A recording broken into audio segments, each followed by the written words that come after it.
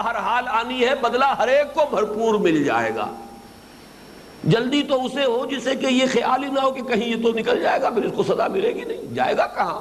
ہر مجرم پہنچے گا وہیں اللہ کے دربار میں۔ ان الساعۃ لآتیۃ، قیامت تو آ کر رہے گی، ہر ظالم کو ظلم کی سزا مل جائے گی، لہذا جلدی نہ کریں کہ جلدی ضرور اس میں جو ہے کوئی انتقام جلدی لے لیا جائے۔ فاصفح الصفح الجمیل، لیکن اس میں حکمت، جیسا کہ میں نے عرض کیا، وہ حکمت دعوت ہے، حکمت اصلاح ہے۔ یہاں پر بھی پیش نظر کیا ہے کہ وہ سختی، وہ ڈانٹ ڈپٹ، میدان جنگ، یہی اگر نقشہ ہوگا تو ایک رد عمل پیدا ہو جائے گا، بغاوت پیدا ہو جائے گی۔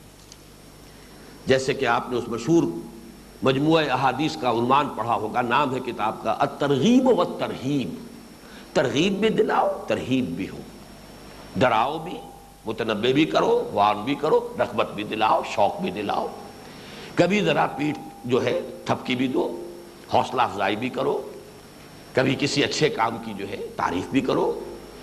یہ جو کسی بھی مربی کے لیے لازم ہے، جو زیر تربیت ہے، ان کے ساتھ یہ دونوں معاملہ، بہت زیادہ نرمی ہو جائے گی تو بھی معاملہ گڑبڑ ہو جائے گا، بہت زیادہ سختی ہوگی تو بھی رد عمل جو ہے وہ منفی ہو سکتا ہے۔ ان دونوں کے بین میں پھر میں عرض کرنے مجبور ہوں، پل صراط ہے،